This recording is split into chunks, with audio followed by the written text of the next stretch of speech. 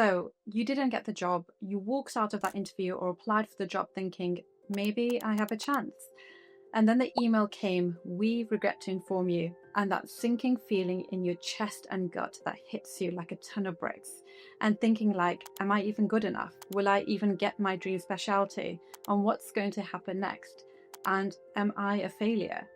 And your future seems so uncertain. And let me say this clearly. Rejection is not failure.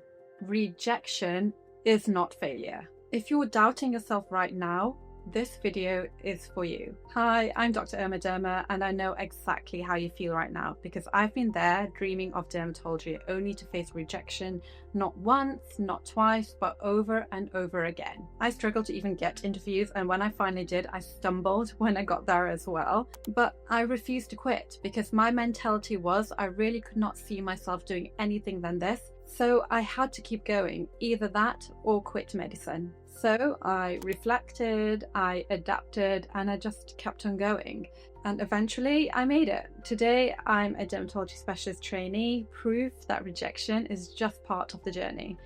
And now I want to share exactly how I faced those rejections, how I turned setbacks into stepping stones so you can do the same.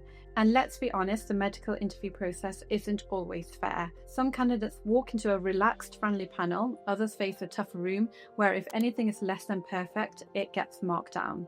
Sometimes interviews also lose focus, and sometimes they just stop paying attention to you. And occasionally they have a very specific mold of what the ideal candidate looks like. And if you don't fit that, it can feel like you never really stood a chance.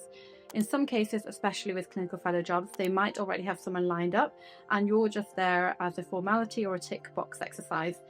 But here's the thing, I don't want you to feel powerless. If that has happened to you, sometimes it really is just a luck of the draw. And if you've had that experience, don't let it shake your confidence. It's not a reflection of your worth or potential. At the same time, I don't want to solely blame the interviewers and ignore the parts I could control. When I got rejected, I took a step back and reflected on what I could have done differently. And here's what I did next. So yeah, rejection hurts. I know because I felt it, and it's okay to feel it. So I want you to be sad, be frustrated, be disappointed. It's okay to sit with those emotions and wallow in it for a bit. I've done it, sitting there, replaying the conversation, questioning myself, wondering what I could have done differently. It's all normal. Let those feelings come through because pretending you're fine doesn't help.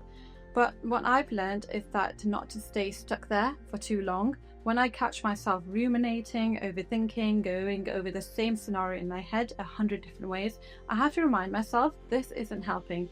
It might feel like I'm doing something useful, like I'm problem solving, but honestly, I'm just draining my energy. And it doesn't change what happened. It doesn't move me forward. So now when this happens, I try to channel it into a different action. I try to talk to someone, a friend, a family member, a mentor. Just saying it out loud makes it feel lighter, and often they'll offer a perspective I hadn't considered. And honestly, I go outside. No, seriously, I do. I take a walk, get some fresh air, a change of scenery. So no phone, no overthinking, just moving. It sounds simple, but it's so underrated. That's when my mind starts to shift, and that's when it stops making problems and start making plans. And some of my clearest ideas and next steps have come to me on those walks when everything feels heavy. That's where I go. While we're out there, let's make some practical steps to turn this rejection into a plan. So step 1, get your feedback. If you haven't already, ask for it. When it arrives, don't just skim read it properly. Highlight key points, make notes, even if it's vague. Pull out anything useful you can work on. And then step 2, write down every single question you remember from your interview. Seriously, everyone, big, small, even the weird curveballs. Then go back and rewrite your answers, tweak the wording, rephrase things that felt clunky, script them out, and most importantly, practice them out loud. It makes a huge difference. And then step 3, practice smarter. Not just in your head, set up mock interviews, get a mentor, a peer, or even an interview coach if you can. The aim is to feel uncomfortable now so you can feel more prepared later. And step 4, strengthen your portfolio. If you didn't even get an interview this time, don't panic, it happens. Take a step back, look at your application critically, and find small wins you can add, whether if it's a poster, a course, an audit, presentation, or a teaching session. Tiny improvements stack up.